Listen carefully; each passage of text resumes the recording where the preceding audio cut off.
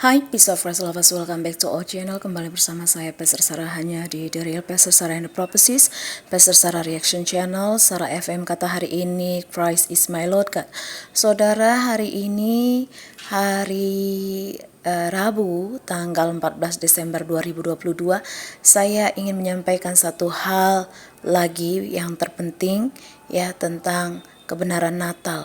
Kenapa orang Kristen harus merayakan Natal di tanggal 25 Desember? Apakah perayaan Natal tanggal 25 Desember oleh orang-orang Kristen itu adalah Alkitabiah? Saya akan jelaskan lagi di sini, ya, walaupun saya sebenarnya sudah pernah menjelaskan ini tahun 2020. Oke, saudara, tapi di channel saya yang lain memang, ya, di Pastor Sarah yang sudah di take down YouTube di Januari 2022 kemarin. Oke, baiklah, saya akan bahas kembali, jadi simak baik-baik apa yang saya sampaikan. Namun sebelumnya, dengarkan dulu lagu saya berikut ini yang saya ciptakan setahun yang lalu.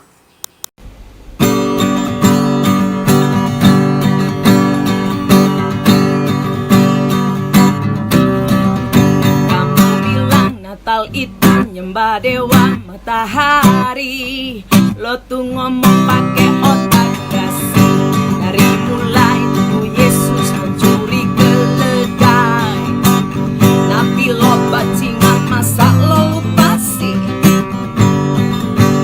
Gue tahu lo cuma pada sirik hati, karena Yesus Kristus Tuhan kami beda banget sama sholat salah orang mati.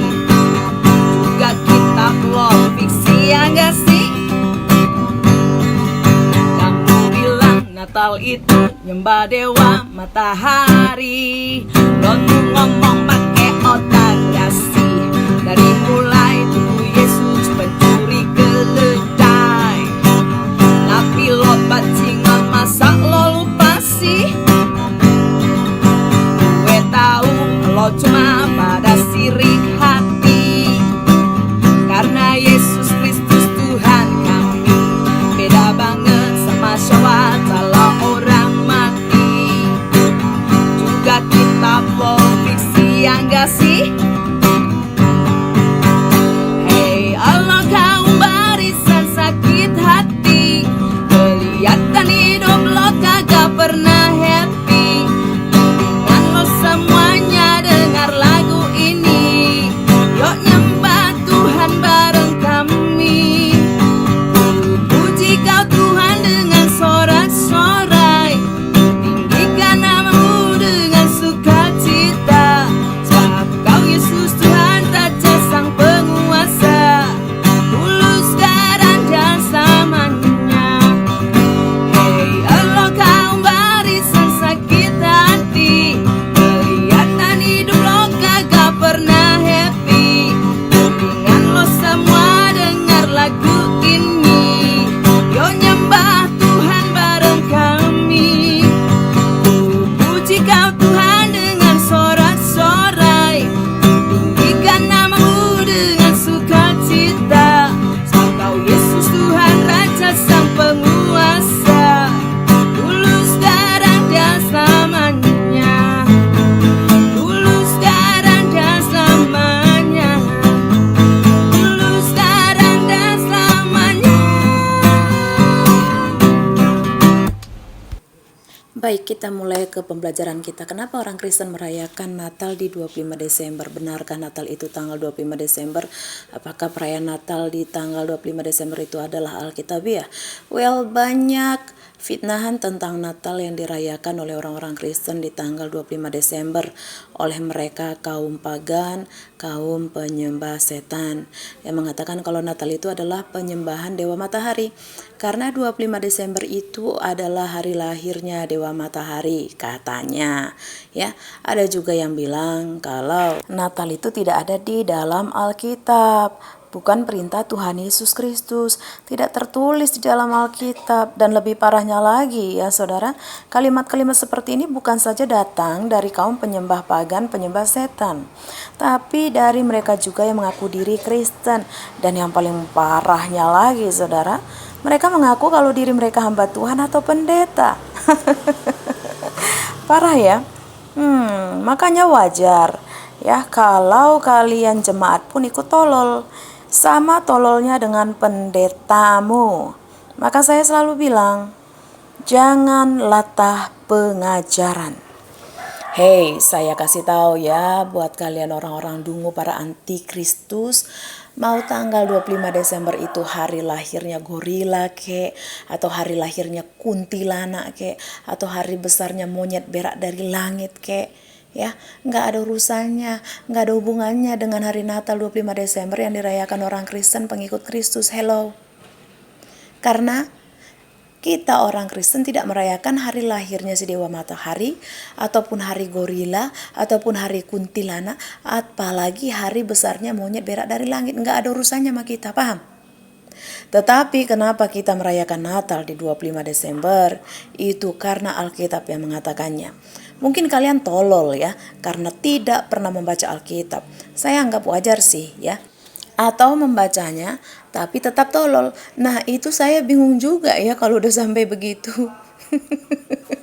Tapi gitu pun gak apa-apa ya.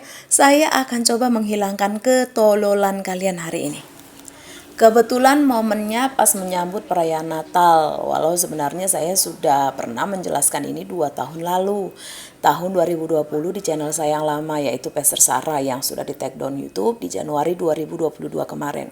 Seperti yang saya sampaikan tadi di awal ya. Oke, langsung saja siapkan otakmu, matamu, dan telingamu. Saya berdoa supaya matamu adalah mata yang melihat dan telingamu adalah telinga yang mendengarkan. Dan dengarkan saya baik-baik. Ya, lihat di Lukas 1 ayat 26. Dan pada bulan yang ke-6, malaikat Gabriel dikirim Tuhan ke sebuah kota di Galilea bernama Nazaret. Jujur banyak orang baca Alkitab kayak orang lagi kentut, saudara ya. Sorry saya pakai bahasa ini, tapi memang faktanya begitu. Seperti orang lagi kentut, asal bunyi, asal lewat. Masih syukur kalau kentutnya itu dia cium, dia hirup dalam-dalam, saudara. Masih ada yang nempel gitu loh. Masih tercium aromanya. Masih melekat gitu. Nah masih syukur baca Alkitabnya direnungkan. Masih ada tertinggal di memori. Tapi kebanyakannya, saudara ya, cuman baca, lewat terus lupa. Nah jadi perhatikan ya ayat ini, Lukas 1 ayat 26. Dikatakan bulan ke-6. Catat saudara, bulan ke-6. Garis bawahi di otakmu, bulan ke-6. Karena ketololan itu muncul biasanya karena ketidakmautawan dan ketidakpedulian saat baca Alkitab. Seperti yang saya bilang tadi, baca, lewat, terus lupa. Seperti orang kentut. Nah, ada apa dengan bulan ke-6 ini? Kalau kalian punya otak, punya hikmat ya. Di kalimat inilah rahasia besarnya yang sebenarnya. Apa rahasia besarnya ini saudara? Apa rahasianya? Kita lihat di Yohanes 2 ayat 1. Dan pada hari ketiga ada perkawinan di Kana di Galilea, dan ibu dari Yesus ada di sana. Saya kasih tebal sini hari ketiga. Mungkin kalian bertanya, loh kok lompat ke Yohanes 2 ayat 1 sih? Hei, bentar dulu, sabar dulu ya, dengarkan saja dulu, oke? Perhatikan di Yohanes 2 ayat 1, pada kalimat pada hari ketiga. Apa itu hari ketiga saudara? Hari ketiga bagi orang Yahudi itu hari Selasa. Kenapa? Karena hari pertama bagi orang Yahudi itu dimulai dari hari Minggu. Dalam bahasa Ibraninya itu Yom Rishon. Rishon itu bukan sekedar nama hari ya, catat itu, tapi juga menjelaskan pertama. Ya. Paham sampai di sini saudara? Nah, jadi kalau misalnya hari pertama itu adalah Yom Rishon, yaitu hari Minggu, maka hari kedua itu hari Senin, namanya Yom Sheni. Hari ketiga itu hari Selasa, artinya Yom Shlisi. Hari keempat itu hari Rabu, Yom Revi'i. Hari kelima itu Kamis, Yom Hanishi. Hari keenam itu Jumat, Yom Shishi.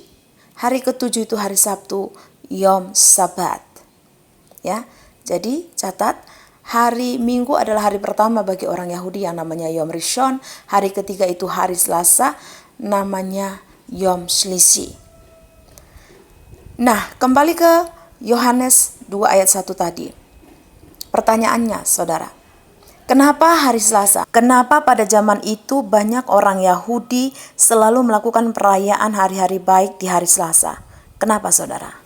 Karena Kejadian pasal 1, sehingga ada pepatah dalam bahasa Ibrani ya di kalangan orang Yahudi itu Yom Shlishi Pait Maim Kitov.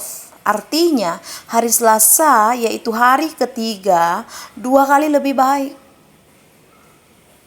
Hari Selasa yaitu hari ketiga 2 kali lebih baik. Mungkin kalian bertanya, kok lucu sih ada hari lebih baik? Udah kayak peramal aja, kayak para penyembah setan, percaya hari-hari baik, hari-hari lebih baik. Ya enggak gitu juga kali, saudara. Justru setan sukanya niru-niru Tuhan. Oke, saya jawab. Kita buka di Kejadian pasal 1. Kalau saudara perhatikan dalam segala ciptaannya yang selama 6 hari itu Tuhan melihat baik. Selalu dituliskan Tuhan melihat baik. Tapi khusus di hari ketiga, yaitu di hari Selasa, ya, itu Tuhan melihat baik dicatat sebanyak 2 kali, saudara. Saudara bisa lihat itu di Kejadian 1 ayat 9 sampai 13, ya. Berfirmanlah Tuhan, hendaklah segala air yang di bawah langit berkumpul pada satu tempat sehingga kelihatan yang kering, dan jadilah demikian. Lalu Tuhan menamai yang kering itu darat, dan kumpulan air itu dinamainya laut. Tuhan melihat bahwa semuanya itu baik. Catat, ini yang pertama, semuanya itu baik. Ayat selanjutnya, berfirmanlah Tuhan, hendaklah tanah menumbuhkan tunas-tunas muda, tumbuh-tumbuhan yang berbiji, segala jenis pohon buah-buahan yang menghasilkan buah yang berbiji, supaya ada tumbuh-tumbuhan di bumi, dan jadilah demikian. Tanah itu menumbuhkan tunas-tunas muda, segala jenis tumbuh-tumbuhan yang berbiji, dan segala jenis pohon-pohonan yang menghasilkan buah yang berbiji. Tuhan melihat bahwa semuanya itu baik. Jadilah petang dan jadilah pagi, itulah hari ketiga. Nah, jadi dikatakan tentang Tuhan melihat semuanya itu baik 2 kali, saudara. Dan hari ketiga, itu artinya hari Selasa. Itu sebabnya orang Yahudi sampai hari ini masih percaya, masih beriman pada hal ini, saudara. Yom Shlisi Pait Maim Kitov. Itu sesuai Alkitab. Nah, ini soal hari, ya, saudara, ini soal hari. Sekarang kita bahas soal bulan. Kita kembali ke Lukas 1 ayat 26 tadi, saudara. Dikatakan di sana tentang bulan ke-6. Kenapa bulan ke-6? Ada apa bulan ke-6? Saudara, sebelum kita membahas tentang bulan ke-6, saudara harus tahu. Kalau orang Yahudi itu merayakan Hos Hasana, itu di bulan ke-9-nya kita, yaitu di bulan Septembernya kita.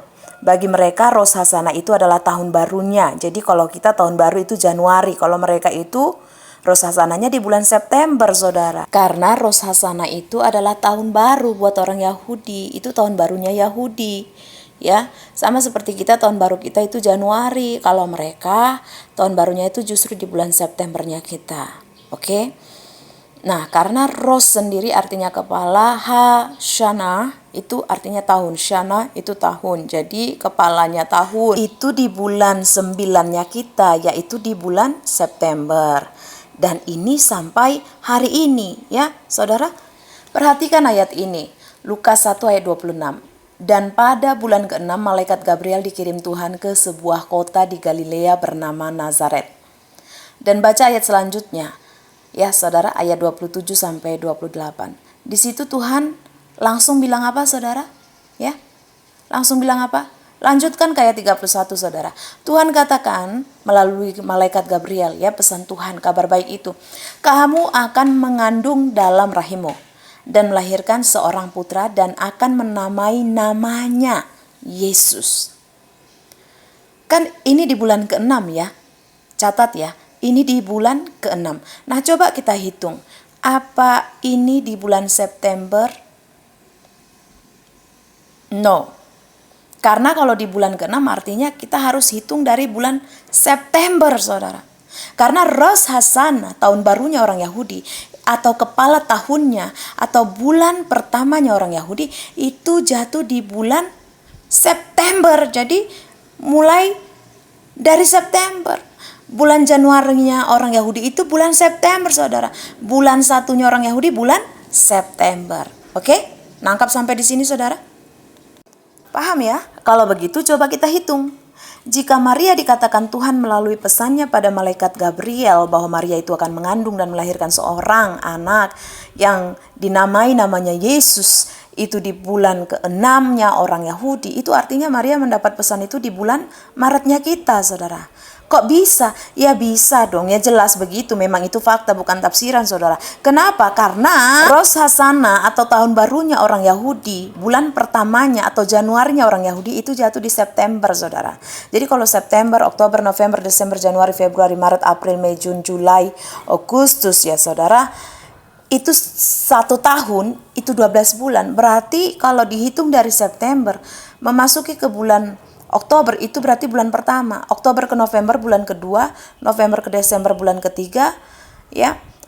Desember ke Januari itu bulan keempat, Januari ke Februari bulan kelima, Februari ke Maret itu bulan ke-6. Jadi kalau bulan ke-6-nya orang Yahudi, berarti itu di bulan Maretnya kita.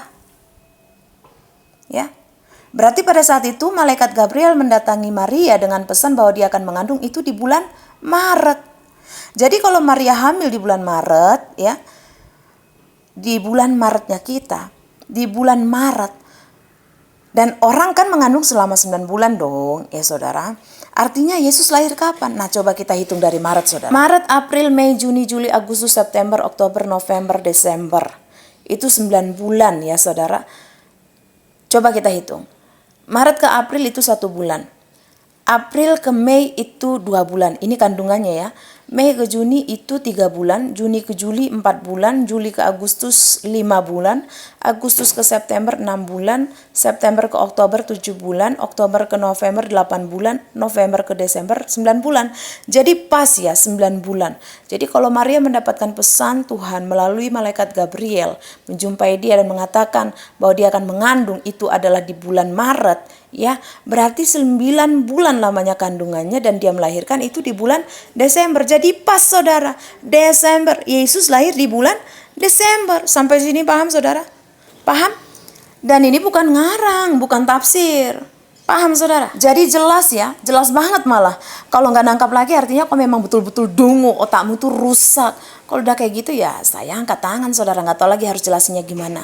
Dan sampai hari ini kalau saudara mau tahu, kalau kita ada di Nazaret itu setiap tanggal 25 Maret adalah hari libur. Kenapa hari libur? Karena tanggal 25 Maret itu dipercaya sebagai hari yang mereka rayakan sebagai hari di mana malaikat Gabriel itu menjumpai Maria dengan membawa kabar baik saudara. Bahwa Maria akan mengandung dan melahirkan seorang putra yang harus dinamai namanya Yesus. Jadi ingat ya, kalau ada yang memfitnah lagi soal Yesus dan Natal, yang menyerang imanmu soal Yesus dan Natal, ingat ini. Bicara soal Natal, bicara soal Tuhan yang adalah Yahweh yang datang ke dunia menjadi daging, yaitu manusia, seperti kita yang namanya Yesus Kristus. Jadi apapun kata mereka soal fitnah keji mereka soal Natal, jangan percaya saudara, jangan tersesat. Cukup kau tahu saja bahwa anti Natal itu sama dengan anti Kristus. Karena mereka anti dan menolak kalau Tuhan yang adalah Yahweh itu turun ke dunia menjadi manusia. Jadi mereka buatlah isu-isu dan fitnah tentang Natal itu. Jadi mereka yang mengatakan bahwa Natal itu adalah perayaan penyembahan dewa matahari ya, sehingga mereka membuat isu-isu fitnah soal Natal. Saya mau kasih tahu saudara bahwa itu adalah penyesatan, pembodohan, dan upaya-upaya untuk mengadu domba dan memurtadkan, menyesatkan umat Kristen yang bodoh, yang tolol, yang dungu. Akhirnya mereka tertipu sehingga mereka menolak dan menjadi anti Natal dan murtad. Kenapa? Karena mereka tidak hidup dalam firman Tuhan, tidak tahu firman Tuhan. Jadi tidak heran kalau akhirnya terseret oleh rupa-rupa pengajaran, kemudian murtad karena meragukan imannya sendiri. Akhirnya menyerah dan meragukan Natal. Hei, camkan ini baik-baik ya. Orang-orang yang tidak suka kita merayakan Natal adalah anti-Kristus. Karena mereka tahu kalau Natal itu dahsyat, di mana Tuhan sang penguasa, sang pencipta yaitu Yahweh itu turun ke dunia menjadi manusia dan kita menamai namanya Yesus. Jadi dibuatlah isu sana sini. Bahkan ada yang bilang lagi, lah Desember itu kan musim dingin, gimana ceritanya gembala-gembala menjaga ternaknya malam hari? Hello. Makanya saya selalu bilang ya, kalau nanya itu yang cerdas, kalau nggak tahu jangan komen, supaya nggak kelihatan kalau kau itu tolol. Saya kasih tahu saudara, kalau kalian pergi ke Bethlehem, ke Palestina saudara, karena Bethlehem sekarang wilayah Palestina ya, dari dekat Bethlehem itu ada tempat yang namanya Bet Sahur. Nah, dari mana asal nama Bet Sahur ini? Ini karena namanya diambil dari para penjaga-penjaga yang sedang terbangun, terjaga-jaga, berjaga-jaga atau sahur ya. Gembala-gembalanya kan pada saat itu berjaga-jaga nih, ya, menjaga kawanan ternak mereka pada waktu malam. Itulah namanya Bet Sahur. Itulah sebabnya tempat itu dikatakan Bet Sahur. Lalu pertanyaannya, Desember itu kan dingin, gimana caranya mereka bisa menjaga? Dengar ya, ingat ini baik-baik dalam otakmu. Daerah Bet Sahur ini daerah yang banyak goa-goa batunya. Dan goa-goa batunya itu cukup besar. Bisa menampung sebanyak 40-50 domba yang besar-besar di dalam sana, oke? Itu sebabnya di dalam Alkitab dituliskan dalam Lukas 2 ayat 9 ya. Malaikat Tuhan datang dan kemuliaan Tuhan bersinar meliputi mereka dan mereka sangat ketakutan. Saudara tahu, kalau itu di lapangan terbuka dan ada sinar terang menerpa, mereka itu nggak mungkin takut karena mereka masih bisa melihat sekeliling mereka. Mereka bisa ke sana kemari mencari. Nah, itu kan cuman gua, saudara. Posisinya mereka cuman di dalam gua, jelas?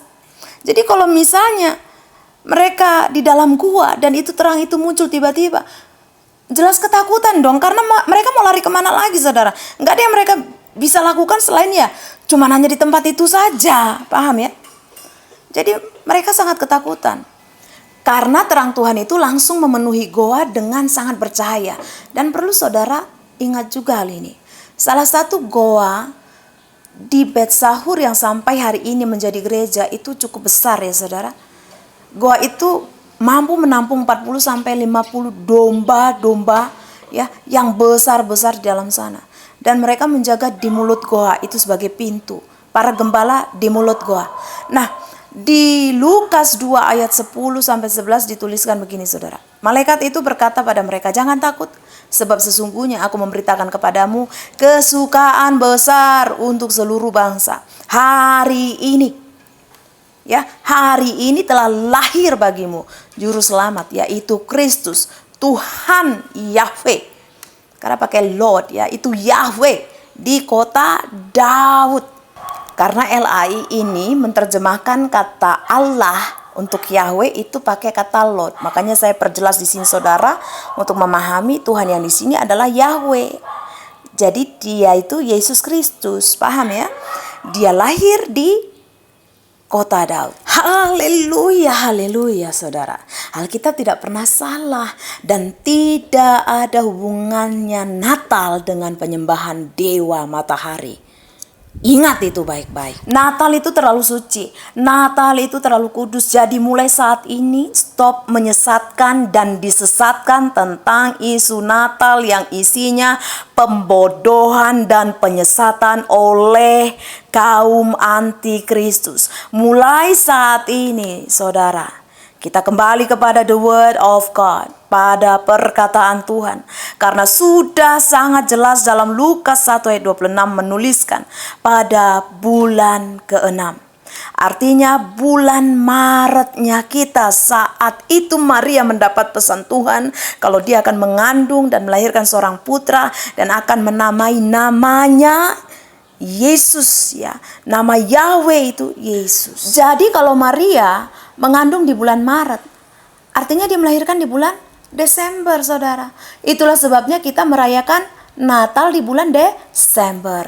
Dan sampai hari ini kalau kita ke Nazaret, setiap tanggal 25 Maret itu adalah hari libur bagi orang di sana. Kenapa? Karena hari itu, tanggal 25 Maret itu, dipercaya dan dirayakan sebagai hari di mana malaikat Tuhan yaitu Gabriel menjumpai Maria dengan pesan Tuhan, dengan membawa kabar baik bahwa dia akan mengandung dan melahirkan Yahweh dan diberi nama Yesus. Dia juru selamat. Jadi pahami ini saudara. Yang pertama, rayakan Natal penuh sukacita. Merayakan Natal bukan karena diperintah dulu oleh Tuhan ataupun manusia, tapi karena kita sadar nih kalau Natal itu terlalu mulia dan agung buat kita. Kenapa? Karena Tuhan yang adalah Yahweh itu mau jadi sama dengan kita manusia. Nabi boleh banyak saudara, agama boleh banyak, rasul boleh banyak, tapi bicara soal Tuhan dan Juru Selamat itu hanya ada satu-satunya, Tuhan Yesus Kristus namanya. 2. Rayakan Natal dengan pertobatan. Saudara, Yesus itu turun ke dunia untuk mencari yang hilang. Kenapa saya pakai turun? Karena walaupun dia lahir dari rahim seorang wanita, manusia, tetap Yesus itu dia Tuhan, dia turun ke dunia menjadi sama dengan kita untuk mencari yang hilang, untuk kita orang berdosa demi menyelamatkan kita. Jadi orang-orang itu yang merayakan Natal dengan pesta pora, mabuk-mabukan, pakaian seksi, dan narkoba, itu sama dengan menghina Yesus. Karena bicara soal merayakan Natal, itu sebenarnya bicara soal pertobatan. 3. Rayakan Natal dengan kasih atau belas kasihan. Karena kasih itu diambil dari kata belas kasihan. Yohanes 3 ayat 16. Jadi jika masih ada kebencian, kepahitan, iri hati, dendam, ya sakit hati, luka batin, ampuni saudara. Karena Tuhan tidak akan mengampuni kita kalau kita tidak mengampuni orang lain. So, lepaskan itu. 4.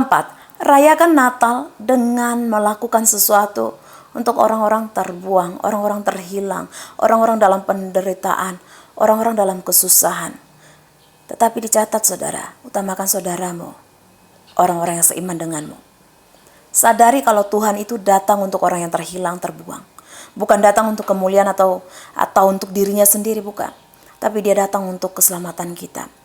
So, jadikan momen Natal ini juga untuk menyaksikan kemurahan dan kebaikan Tuhan Yesus kepada mereka di sekeliling kita yang belum percaya. Serta ulurkan tangan bagi mereka yang memerlukan. Utamakan saudaramu yang kesusahan, yaitu saudara seiman kita. Dan yang kelima, rayakan Natal dengan sikap hati yang mau mendekat dengan Tuhan. Berjanji pada Tuhan, mulai saat ini aku mau lebih dekat denganmu ya Tuhan. Aku mau lebih percaya padamu Tuhan. Aku mau lebih mengandalkanmu dalam setiap kehidupanku, dalam setiap rencanaku, dalam setiap langkahku. Aku mau lebih lagi menyembahmu dalam setiap nafasku. Aku mau lebih berserah total lebih lagi kepadamu Tuhan. Katakan itu pada dirimu saudara, janji sama Tuhan. Dalam Natal ini, jadikan ini sebagai momentum untuk perubahanmu menjadi lebih baik lagi di hadapan Tuhan. Mencari perkenanan Tuhan. Amin saudara. Haleluya. Ini saja yang mau saya sampaikan. Ingat, menolak rayakan Natal artinya kau antikristus. Saya Pastor Sarah, Tuhan Yesus memberkati. Selamat Natal. Shalom.